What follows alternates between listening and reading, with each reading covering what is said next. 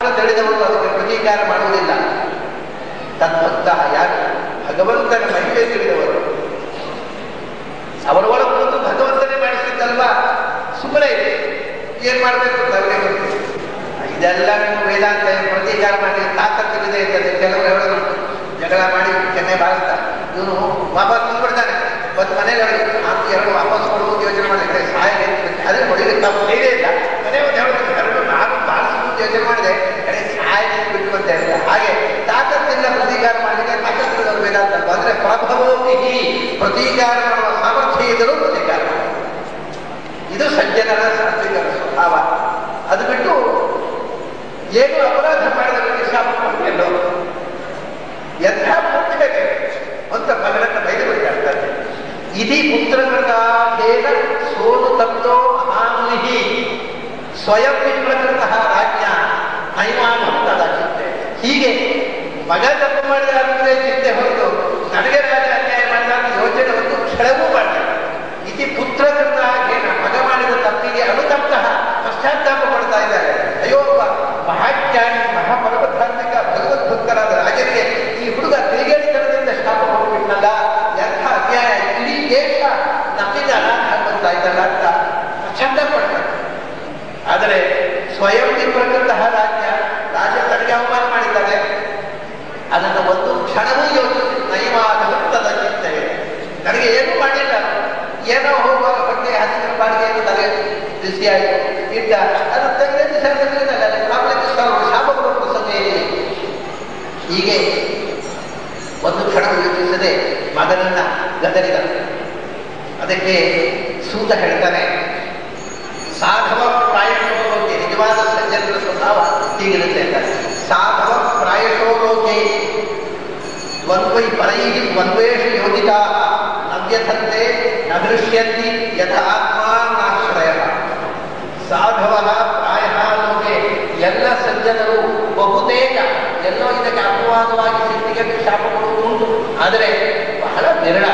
ಸಹಜವಾಗಿ ಜ್ಞಾನಿಗಳು ಸಾಧುಗಳು ಸಜ್ಜನರು ಪ್ರಾಯಶಃ ಹೀಗೆ ಯಾವಾಗ ಪರೈ ದ್ವಂದ್ವೇಷ ಯೋಜಿತ ಯಾರೋ ಹಿಂದೆ ಬೇರೆಯವರು ಅವರನ್ನು ದ್ವಂದ್ವದಲ್ಲಿ ಸೇರಿಸಿ ಹಾಕ್ತಾರೆ. ಅಂದರೆ ಕೆಲವು ಸರ್ತಿ ಹೋಗಲಿ ಖುಷಿ ಕೊಟ್ಟು, ಕೆಲವು ಸರ್ತಿ ಹೀಗೆ ಅಪವಾದ ಹಾಕಿ ದುಃಖ ಕೊಟ್ಟು, ಆಗ ಖುಷಿ ಕೊಟ್ಟಾಗ ಹಾರಾಡುವುದೂ ಇಲ್ಲ, ದುಃಖ ಕೊಟ್ಟಾಗ ಖುಷಿಯುವುದೂ ಇಲ್ಲ. ನವ್ಯದಂತೆ ನಹೃಷ್ಯಂತಿ ಯಾರೋ ಒಬ್ಬರು ನಿಂದೆ ಮಾಡಿದರು, ಬೈದರು, ಅಪಮಾನ ಮಾಡಿದರು ಅಂತ ದುಃಖವೂ ಇಲ್ಲ, ಅವರು ಹೊಗಳಿದರು, ಮಾನವಂತರ ಕೊಟ್ಟರು ಅಂತ ಖುಷಿಯೂ ಇಲ್ಲ. ಆದ್ದರಿಂದ ದುಃಖವೂ ಇಲ್ಲ, ಆನಂದವೂ ಇಲ್ಲದೆ ನಿರ್ವಿಚಾರರಾಗಿ ನಿರ್ವಿಕಲ್ಪರಾಗಿ ಬದುಕುತ್ತಾರೆ ಜ್ಞಾನಿಗಳು. ಯಾಕೆಂದ್ರೆ ಅವರಿಗೆ ಒಂದು ಸಂಗತಿ ಗೊತ್ತಿದೆ, ಏನದು ಯಥ ಆತ್ಮ ಗುಣಾಶ್ರಯ, ಯಥ ಆತ್ಮ ಗುಣಾಶ್ರಯ, ಯಥ ಆತ್ಮ ಅಗುಣಾಶ್ರಯ. ಅದನ್ನ ಆಚಾರ ಭಾಷೆಯಾಗಿ ಸ್ವಕೃತೋ ಗುಣ ಸ್ವಸ್ಯೈವ ಯಥ, ಇಷ್ಟೇ ಭಾಷೆ. ಸ್ವಕೃತೋ ಗುಣ ಸ್ವಕೃತೋ ಅಗುಣ. ಸ್ವಕೃತೋ ಯಾಕೆಂದ್ರೆ ಯಥ ಆತ್ಮ ಗುಣಾಶ್ರಯ, ನಾವು ಮಾಡಿರ್ತಕ್ಕ ಗುಣ ಅಗುಣ ಅಂದ್ರೆ ಒಳ್ಳೆಯದು ಕೆಟ್ಟದ್ದು. ನಮಗೆ ಒಳ್ಳೇದಾಗಬೇಕಾಗಿದ್ರೆ ನಾವು ಹಿಂದೆ ಮಾಡಿದ ಒಳ್ಳೆಯದರ ಫಲ, ನಮಗೆಲ್ಲ ಕೆಟ್ಟದ್ದಾಗಲಿ ನಾವು ಹಿಂದೆ ಮಾಡಿದ ಕೆಟ್ಟದ್ದರ ಫಲ. ಅದು ಇನ್ನೊಬ್ಬರು ನಮಗೆ ಏನೂ ಮಾಡುವುದು. ಇನ್ನೊಬ್ಬರು ನಮ್ಮನ್ನು ತಿರಸ್ಕಾರ ಮಾಡಿದರೆ ಅದರ ಅರ್ಥ ಏನು ಅಂದರೆ ಹಿಂದಿನ ಜನ್ಮದಲ್ಲಿ ನಾವು ಅವರನ್ನು ತಿರಸ್ಕಾರ ಮಾಡಿದ್ದೇವೆ, ಅದಕ್ಕೆ ಮುಯಿಗೆ ಮುಯಿಗೆ ಅಷ್ಟೇ. ಕೋಪಿಸ್ಕೊಂಡು ಏನು ಉಪಯೋಗ ಇದೆ? ಅವರು ಹಿಂದಿನ ಜನ್ಮದಲ್ಲಿ ನಾನು ಅವರನ್ನು ತಿರಸ್ಕಾರ ಮಾಡದೇ ಇರ್ತಿದ್ದರೆ ಖಂಡಿತ ಈ ಜನ್ಮ ನನ್ನ ಮೇಲೆ ಏನು ಸಂಬಂಧ, ಯಾಕೆ ಮಾಡಬೇಕು ಅವರಿಗೆ ಹೊಟ್ಟೆಗೆ ದ್ವೇಷ ಆಗಲಿ? ಹಿಂದಿನ ಜನ್ಮ ನಾನು ಹೊಟ್ಟೆಗೆ ಪಟ್ಟೆ, ಈ ಜನ್ಮ ಅಷ್ಟೇ. ಆದ್ರಿಂದ ನಾನು ಏನು ಅನುಭವಿಸ್ತೇನೆ ಅದು ನನ್ನ ಕರ್ಮದ ರಿಯಾಕ್ಷನ್ ಹೊರಗೆ ಇನ್ನೊಬ್ಬರ ಕರ್ಮದ ರಿಯಾಕ್ಷನ್ ಅಲ್ಲ. ಇಷ್ಟು ಗೊತ್ತಾದ ಮೇಲೆ ಇನ್ನೊಬ್ಬರ ಮೇಲೆ ದ್ವೇಷ ಕೋಪಿಸುವುದು ಹೇಗೆ? ನನಗೆ ಯಾರೊಬ್ಬ ಹೊಡೆದ, ಹಿಂದಿನ ಜನ್ಮ ನಾನು ಅವನಿಗೆ ಹೊಡೆದಿದ್ದೆ. ನನಗೆ ಒಂದು ದಿವಸ ಮಧ್ಯಾಹ್ನ ಹೊತ್ತಿಗೆ ಉಪವಾಸ ಮನೆ ಕಡೆಯಿಂದ ಒಬ್ಬ ಹಿಂದಿನ ಜನ್ಮದಲ್ಲಿ ಅವರಿಗೆ ಉಪವಾಸ ಹಾಕಿದ್ದೇನೆ. ಸೊ ಲೆಕ್ಕಾಚಾರ ಸಿಗ್ತಾ ಇದ್ದ ಅವ್ರ ಮೇಲೆ ಹಾಕಿದ್ದೊಬ್ಬ. ನಾವು ಮಾಡಿದ ಪಾತಕ ಇಲ್ಲದೆ ಇನ್ನೊಬ್ಬರು ನಮಗೆ ಅನ್ಯಾಯ ಮಾಡುವುದಿಲ್ಲ, ನಾವು ಮಾಡಿದ ಒಳ್ಳೆಯ ಪುಣ್ಯ ಕರ್ಮದಿಂದ ಇನ್ನೊಬ್ಬರು ನಮಗೆ ಹೆಲ್ಪ್ ಮಾಡುವುದಿಲ್ಲ. ಆದ್ದರಿಂದ ನಮಗೆ ಬರತಕ್ಕಂತಹ ಸುಖ ದುಃಖಗಳಿಗೆ ನಮ್ಮ ಗುಣದ ದೋಷಗಳೇ ಕಾರಣ ಹೊರತು ಪೂರ್ಣಯವರಲ್ಲ. ಅವರಿಂದ ಹಾಗಾಯಿತು, ಅವರು ಹಾಗೆ ಮಾಡಿದರು, ಇವರು ಹೇಗೆ ಮಾಡಿದರು, ಅವರು ಹಾಳಾಗಬಹುದು, ಇದು ಮೂರ್ಖತನ. ನಾವು ಏನನ್ನು ಅನುಭವಿಸ್ತೇವೆ ಅದು ನಾವು ಬಿತ್ತಿದ ಬೀಜದ ಫಲ ಹೊರತು ಇನ್ನೊಬ್ಬರು ಬಿತ್ತಿದ ಬೀಜದ ಫಲ ಅಲ್ಲ. ಇದು ಖಚಿತವಾಗಿ ತಿಳ್ಕೊಳ್ಳಿ. ಇಷ್ಟು ತಿಳ್ಕೊಂಡ ಮೇಲೆ ಇನ್ನೊಬ್ಬರ ಮೇಲೆ ದ್ವೇಷ ಮಾಡೋದಕ್ಕೆ ಕಾರಣ ಇದೆ. ಇದು ಶಮೀಕ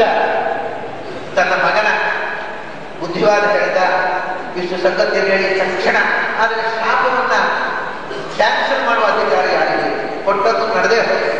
ಮಗ ಕೊಟ್ಟರು ಅಪ್ಪ ಅದನ್ನು ಕ್ಯಾನ್ಸಲ್ ಮಾಡುವ ಹಾಗಿಲ್ಲ. ಅದರಿಂದ ತನ್ನ ಶಿಷ್ಯರಲ್ಲಿ ಒಬ್ಬನಾದ ಗೌರ ಎನ್ನುವನನ್ನ ತಕ್ಷಣ ಕಳಿಸಿಕೊಡ್ತಾನೆ. ಮಹಾರಾಜನಿಗೆ ಹೇಳಿ, ನನ್ನ ಮಗ ಅಚಾತುರ್ಯ ಮಾಡಿದ್ದಾನೆ, ಕ್ಷಮಿಸಿಬಿಟ್ಟು. ಅವನು ಅದು ಅವನ ಉದ್ದೇಶ. ತಾನು ಕೋಪಿಸಿಕೊಳ್ಳಿಲ್ಲ ಮಾತ್ರ ಅವನ ಹೇಳ್ತಾನೆ, ನೀನು ಈಗ ಶಾಪ ಕೊಟ್ಟಿಯಲ್ಲ, ಇದನ್ನು ಗೊತ್ತಾಗಿ ನನಗೆ ಅವನು ಶಾಪ ಕೊಟ್ಟರೆ ಕೊಡೋಲ್ಲ. ಯಾಕಂದ್ರೆ ಅವನು ನಿನ್ನ ಹಾಗೆ ಗಿರಿಗೇರಿಯಲ್ಲ, ಪರೀಕ್ಷಿತರಾಗಿ ಸಜ್ಜನ ಇದ್ದಾನೆ. ಅಂಥ ಮಹಾನುಭಾವನಿಗೆ ಶಾಪ ಕೊಟ್ಟಿಯಲ್ಲ ಅಂತ ತಕ್ಷಣ ತನ್ನ ಶಿಷ್ಯರಲ್ಲಿ ಒಬ್ಬನಾದ ಗೌರ ಅನ್ನುವನನ್ನ, ಇದು ಭಾಗವತಕ್ಕಿಲ್ಲ, ಬೇರೆ ಕಡೆಯಿಂದ ಕಥಾ ಭಾಗವನ್ನು ಪೂರ್ತಿ ಮಾಡ್ತಾ ಇದ್ದೇನೆ ನಾನು, ಗೌರ ಅನ್ನೋ ಶಿಷ್ಯನನ್ನು ಕಳಿಸಿಕೊಡ್ತಾನೆ.